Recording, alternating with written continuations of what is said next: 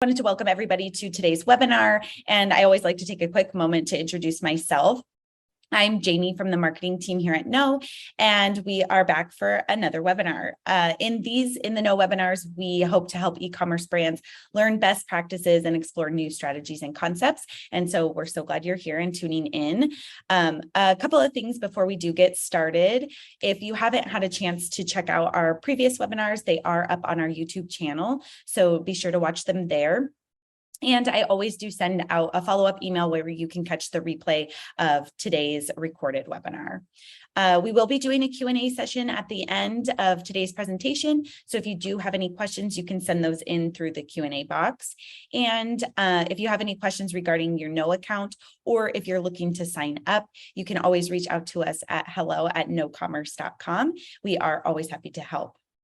So today I'm so excited because we have Gina Perrelli. Gina is the co-founder and CEO of Retextion. And today Gina is going to be diving into subscription economy and best practices for unlocking the full potential of your subscription strategy. And with that, Gina, I'm going to go ahead and pass it over to you. And it looks like your slides are up and we can jump right to it. Awesome. Thanks, Jamie. Hey guys, excited to chat through this today. We'll be walking through a couple different ways to optimize your subscription program. I always call it a subscription program. People are like, oh, we just turn subscription on our site, but you really have to treat it like a performance channel if you want to get the most out of it. So we're going to go through everything from looking at how to acquire new subscribers, how to retain them, bump up AOV, and then also how to deal with churn subscribers, preventing churn, and then once they do churn, how to win them back. Oh, cool. So brief overview of what we'll be walking through today, and we'll start with acquisition. So how to acquire subscribers. First off, reason to subscribe. Why would someone decide to subscribe to your business instead of just, buying one-off? The most common thing is subscribe and save. So giving some type of discount. So you'll see it in the buy boxes. There'll be the option subscribe and save 15%. One of the common questions we always get from people is well, what percentage should we offer? We've seen everything from 5 to even 30% off. I'm sure there are brands that even go higher than 30. I think the most common is probably 10 to 15. It really depends on you, your brand, your margins. Are you also going to do free shipping? What other types of promos are going to come with that? You really want to kind of make it look like this is a true subscription program. So some other things you can try is early access to new flavors and discounts on additional add-on items, inventory priority. This is great for brands that go out of stock frequently. So saying they have inventory priority and that you can go out of stock on your site for one-off purchases, but make sure that you always have enough inventory for your subscribers, the ability for them to cancel anytime, and then money back guarantees. Here's an example of what Olipop has listed on their subscribe and save page. So you'll see when you go to the website, they have a full subscribe tab that you can click on, and it's an entire landing page about the benefits of subscription. There are a lot of brands that do that. I think there's definitely a lot of benefits. The next place is right within the buy box. So how to design this buy box. I think that this gets overlooked by a lot of brands. People kind of just plug it in. Sometimes there's just a quick drop down arrow.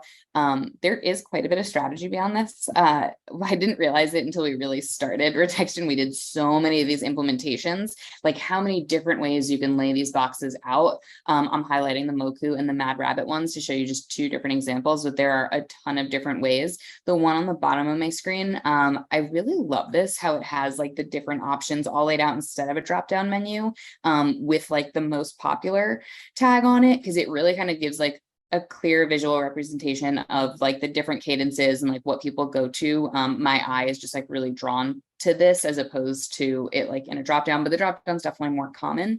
So it just depends on your product, your branding, and kind of what is the right fit for you. And then also something to note on this, I think most companies think, oh, subscribe and save every month. Just think through that. Is every month the most the right cadence for your product? And some products might be different. We have, certain brands that do, some products are every 1 to 3 months, but other products are every 5 to 6 months.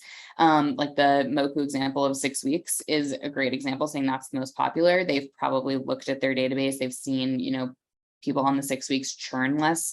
If it's something that might take more than a month for someone to go through, one of the most common reasons for people to cancel is because they have too much. So we don't want them to have too much of the product just because it's like easier to do the math of like, oh, every 1 month type of thing. Does that make sense? Jamie, any questions? Nope, we're all good. Makes sense. The next thing that you can do to improve subscription acquisition is having dedicated landing pages. So we talked a bit about subscription like landing pages in that first Olipop example. Here I'm talking about like kind of like a PDP, but not a PDP actually. Really just a landing page that drives somebody to either just a subscription offer or strongly advising the subscription offer. So in this Tenzo example that I pulled last night, this is like has the option to not get it on subscription, but I've seen a lot of brands have some great success with pushing ads to pages that only allow you to buy on subscription. The ads are really targeted around the benefits of subscription. So that's a great thing for you to test and just try to get that going so that you can acquire more subscribers right from the start. Then I want to talk a bit about subscription retention, different ways to boost LTV. This is really my favorite part of the subscription programs. This is where we'll spend the most time, but there are a lot of different ways to do in-portal add-ons. So I think there is kind of when people go to their subscription portal, typically it's just for negative actions. So people go because they either want to skip or cancel. That's usually because there's not much else going on in a subscription portal. Like, why would you link to it? Why would people go there? What we've tried to do with Retextion and even some of the brands that are on other platforms that build these portals custom, you really want to give a customer a reason to come to the portal. That's outside of canceling. Like, do they get exclusive discounts on one-time add-ons? Is there some type of other promotion going on with us? Like they can gift their next order to a friend, things like that, that kind of make it more of a positive experience when they come in. It's easy to navigate. They're able to see all the other products. We have brands that go as far as releasing products early in their subscription portal that like maybe might not make it to the main site for another month. So if you're a subscriber, you can go in, you can add it to your next subscription, you can hit get it now, and you can get early access to products on top of them just having discounts. So I think that's a great kind of way to think about it. Think about all the emails that you send out, like linking people into the portal. We really want to use this as a place where people can, again, take positive actions, bump up AOV, make sure to be like very strategic, use strikeouts on the pricing here. So like you'll see how Vita Coco does it, where like you can see the full price item and then it's showing like the discount. This makes the subscriber feel special. And yeah, you can either add discounts on one-time items or on subscription items as well. We have some brands where their subscribe and save is 20%. So if you add extra items to your ongoing subscription, it's 20%. But if you add items just to one time in your next, maybe it's 10. We have other brands that do, and they just match the same discount. So it's like easy. So they say like, oh, subscribe and save is 15%. And also any one-time items you add are also 15%. Again, do what works for your brand there. But there's definitely different ways to play with it. Quick actions. My background being in Klaviyo and a lot of email before really just diving full into subscription. I love quick actions. I think that they are awesome. They are not used enough. There are so many different ways to use your quick actions. I think if you do not have a reactivation flow, we'll talk a bit about this in churn, like that's a huge one that you need to use, but the ad product is great. Brands that do a really good job of this, Bora Bora, Olipop, I see them, constantly using quick actions in their emails.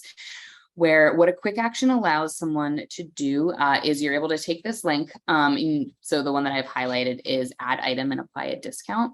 So what you can do here is you can put in the Shopify variant ID of the item that you want them to add and then a discount code. So let's just say we are launching a new flavor and we want to tell all of our subscribers like, hey, add this to your upcoming subscription and get 15% off on it. You can do that in this link. And the user experience is that they get the email and it works in campaigns as well. They can click that link. It will open up their portal automatically. They don't have to sign in. They don't have to get anything like that. And then when they click add, they're able to add that product to their upcoming subscription. So that is definitely awesome. It really causes no friction between the subscriber and what they're able to do there. So I definitely advise using the quick action links with add item. Also look for ways where you can put these in some of your flow emails. So like when someone buys something, maybe in their upcoming order email, or maybe 2 weeks after they've bought, like reminding them of a different product. Great for upsells. You can always segment looking at what products they have, what kind of upsells you want to add to their product using like the event properties. So I definitely would say use those. Don't sleep on them. Yes, you can definitely do things like skip order, and even get it now is probably like a slept on quick action, the ability to get somebody to move up their order. But yeah, just experiment with the quick actions, get those into your Klaviyo flows. Promotions builder. This is something that is specific to Retextion. I love the promo builder. What this allows you to do is set up different promos and test them to your audience. So we kind of talked about it with quick actions, how you could send a campaign, or you can just say like, hey, we're going to send everybody this email to add this specific product. What you can do with a promotions builder is you can run different tests. You can also say like, I want to offer a free gift on order number 3, but I want to A/B test an upsell of a hat and versus a tote bag on order number 4. Or this month, I want to test this promo, and maybe it's like the same product, but you want to test the take rates on 10% versus 30% off. Right now, I have a client that's running something very similar. Actually, I think what I screenshotted here is they're testing 2 different discount prices on the same product to see if the take rate is much different. So that is definitely helpful. Like if you are just giving away 50% off, but you see that 30% off is like the same take rate, why bother with 50% off? Because you could definitely keep the margins there. How this works for the customer is you can see like this screenshot that I have in the middle with the discount promotion. These are basically variable blocks that we have in our upcoming order emails. And what this allows you to do is you can edit the text in here. It will show the correct block for what they have. So if you have a free discount, or sorry, if you have a free item, so like you're like, hey, everyone on their 3rd order gets this free gift, that there's no action needed. They don't need to accept it. If they want to, they can manage their subscription and go in their portal. But just the copy will go in here. It will go in dynamically, the product name, and tell them they're getting this free gift. If it's like they're getting offered 50% off an item in their upcoming order and they want to add the product, it's kind of similar to the Klaviyo quick action. But again, this gives you just more flexibility on the back end. It also gives you special reporting on this promotion. So you can see, hey, we ran this promotion for a month. Customers who went through this promotion, their average order value is actually $5 higher than the store average. So like this was a great promo and it was worth it to do this add-on. Like this was the take rate. This is the extra revenue it generated, all of that. So you have specific reporting around this promo as opposed to when you use quick actions. We're not able to gate like which flow the quick action was in because it's like one blanket quick action link. Make sense? Cool. And then last I want to chat about subscription churn. We should definitely never give up on subscribers once they're going to churn. So there's active churn when somebody is going to cancel and they go to hit that cancel button, like let's add a little bit of layers of security there. So cancellation surveys with rebuttal options can reduce active churn up to 30%. We see this, it's pretty standard that it does about 20%. If you are not using a tool like Retention Engine, you absolutely should be. It's a no-brainer. Just plug it in, get it started. There's simple ways to set it up and then definitely more advanced ways to set it up. So you can do, like just asking a simple question like this, but what you then on the rebuttal side, you can do all different options. So if you want to just set it up like standard, you can just like ask someone why they're canceling, have one rebuttal option and like, set it up like that.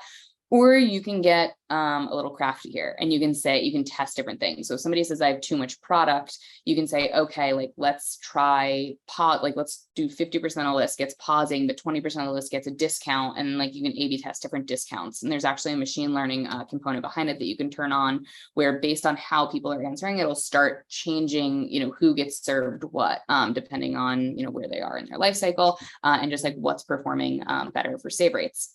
So absolutely, like love this. Again, the different questions, they have some like standard ones, most works for most brands, but if you know your brand really well, try to be specific, spend some time on this. This is a huge tool. I mean, reducing churn up to 30% is a massive game changer for brands, it's worth the couple hours of like really thinking through it. Like, what should my questions be? Why do people, should I change my questions? Especially if you're getting like 50% of people are going through other reason, like what could the other reason be? Like, don't let that just like take up most of your cancels. Go through there, change your stuff, add new reasons in, and see if you can start to figure out why it is that people are canceling. If you wanted to go a step forward, you should probably use a no survey and like really get advanced on the cancellation here. If we can't figure it out, letting them put in their own inputs and things like that. But you should know why people are canceling, and then definitely try to win them back. I'm kind of rambling on this, but again, I think this is really, really important. You can see with the pause option. So here I selected I have too much. And then instead of saying like, great, do you want to cancel or do you want to discount? It's like, you can also try pausing, and then it gives these options. I didn't put it in my screenshot. I don't know why, but there was like a little line on the bottom. It's like, no, I still want to cancel. So there's always an option for them to still cancel, but like really deterring them, especially if they have too much, like why not just skip 2 billing cycles?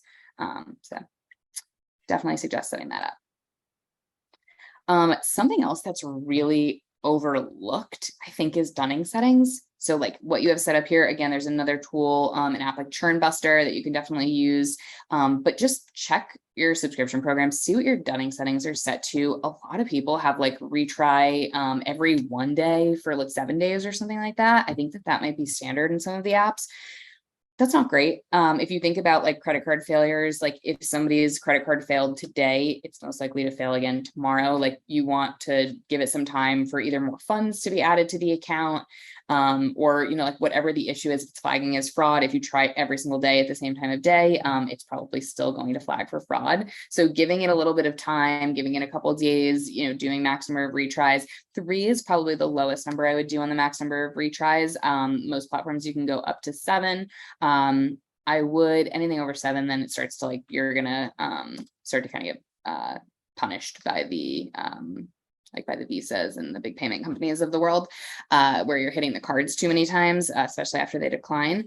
But I would try that out. Definitely, again, something that you can just go check. It takes 5 minutes, change the settings. Absolutely, going into the holidays, this can make a huge difference on failed billing. And then reactivation flows. So once somebody does cancel, sadly, what are you going to do to win them back? So we definitely suggest setting up some emails in Klaviyo. If you've got Klaviyo, you can use like the cancel subscription event. Most subscription platforms are going to be passing that event into Klaviyo and build a flow off of it. And like really think about like your cadence. I pulled this example from Olipop. I think they send one pretty quickly after you cancel, maybe like 15 minutes. I think this is their first email. I do not remember if they send multiple ones after that. But we've seen people who've like been off of it, like off the subscription for like 60 days, 90 days, even come back with reactivation links for some clients. I think it's really important in these emails to focus on the content. What do you want to do here? Do you want to like talk about the product benefits? Like, are you missing feeling like great every day? Are you missing I don't know, whatever the product is. It depends what your benefits are, but I definitely suggest pulling those in, trying to create almost like a sense of FOMO, reminding people the benefits of being on subscription and the benefits really more of your product as opposed to being on subscription. You can do different things on these flows. Look, some people just don't want to be on subscription. So you can always add flow filters of like checking if somebody has placed an order since they've canceled their subscription. And maybe you say like, look, if somebody canceled their subscription, but they've placed an order in the last 60 days, like since canceling, like we don't need to send them these flows. So just think about the products, think about the filters, think about the people you want going through this. But I definitely suggest at least setting up 2 emails on this. It's so easy. It's so worth it. If you can just get some of your subscribers to come back, this is an easy win. And again, this is utilizing those quick actions. So somebody's going to get this email, they're going to be able to tap that link and just be able to reactivate their subscription. They don't have to go through like a whole long process. But that was like my main things on how to optimize your subscription program. I think like these are all steps that you can go through and use, and just like quick little wins here. Some of them obviously like doing full like quick action flows that might take a little bit longer, but like the dunning and just some of the strategies I think everybody can roll in. Yeah, no, you definitely hit a lot of good points today, Gina. Thank you so much. We did have some questions come through. So I'll just go ahead and ask away if that's okay with you. Yeah. So we had somebody say they love the buy boxes. That was on one of your slides. You showed the difference between the drop down and the boxes themselves. So this question was, have you A/B tested buy boxes at all to see if the most popular tag drives more of that bucket? Or do Yes. you know of any brands that have done that? Yeah. Okay. Yeah. I can definitely say that whatever you pick first is going to have the most. Like, it just, every platform that I look at, if they've got 4 weeks, when I go into their thing and I see the cadence split, like 4 weeks is always the highest one, or 6 weeks for this example, for MoCo, or 1 month. So that definitely does help. People are just very used to going to that subscribe and save, not hitting the drop down and hitting add to cart. So whatever you pre-select is probably going to be the most common. I have seen it before where someone will have this drop down. It'll say like 4 weeks first. And then when you hit the drop down, like maybe 6 weeks says most popular. I don't know if that's just a formatting thing, if they meant to make it the first thing, but be cautious of what your first option is, because that will get the most conversions. Okay, perfect. And then what is a good benchmark for total subscription conversions? This is kind of a loaded question, Gina, so bear with me. And what is a good benchmark for total subscription retention? And with those metrics, or how much do you see those metrics improve given some of the strategies that you've mentioned? Yeah. So it depends on the brand. It really does. Benchmarks for total subscription conversions really just depends on the brand. I work with brands that are 20% subscription, and that's great for them, 50% subscription, and that's great for them. And then I have brands that are just fully only subscription. And they have a couple like one-time add-on products. So I think like Tenzo, that the one matcha company that I had highlighted before, I think they're like 90% subscription or something, because most of it is just the subscription product, where I don't know what the breakdown is for Olipop on their D2C, but if I had to guess, maybe like 50% or less. Like, I don't think that they're fully brands like Bora and some of the other drink ones. If you can get 20 to 30% of your subscribers on, you can get 20 to 30% of your buyers on subscription, I think that's awesome. And then, the second part of that, how do you see, or what's it for subscription total retention? Again, start doing all these things. If you have the cancellation flows and the dunning set right and all of that, that is absolutely going to help. Again, depends on the brand for how much it will help. But I know that it will.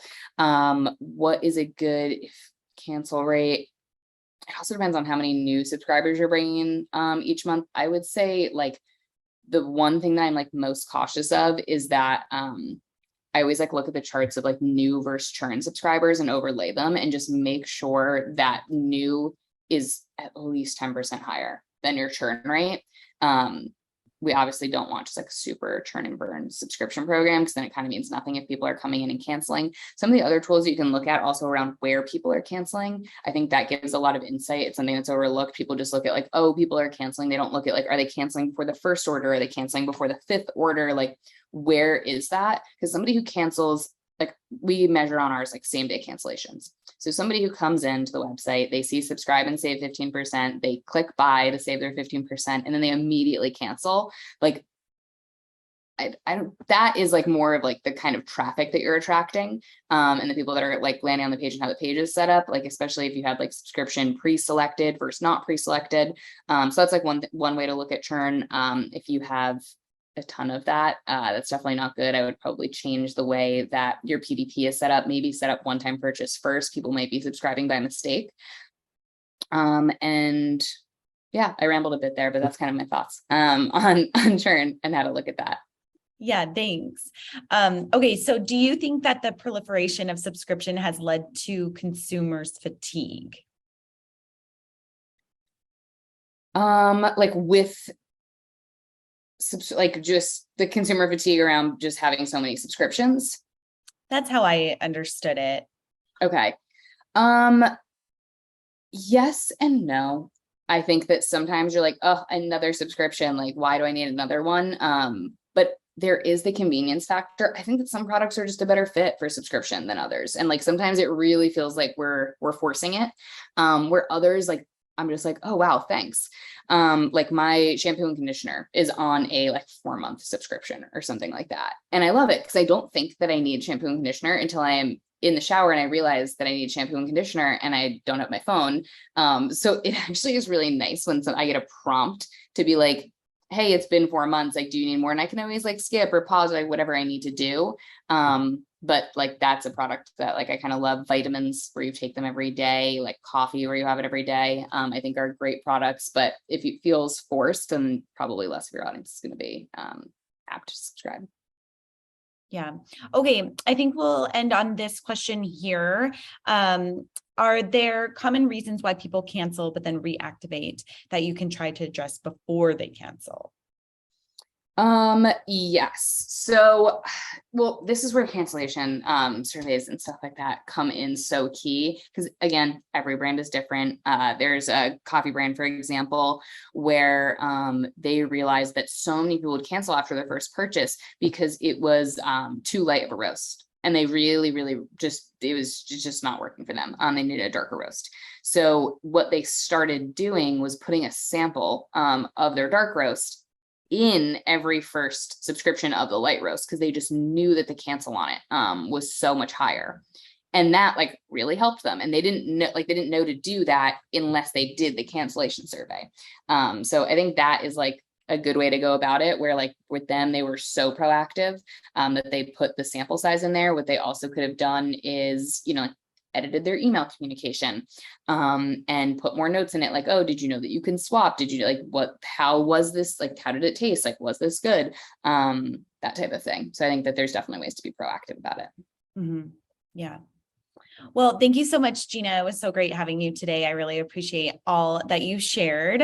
And thanks for everybody for joining us. I wanted to let you guys know that our next In the Know webinar will be next week, coming up quick on September 14th, which is why your DTC brand should be sending postcards this holiday season. Yes, we're already talking about the holidays.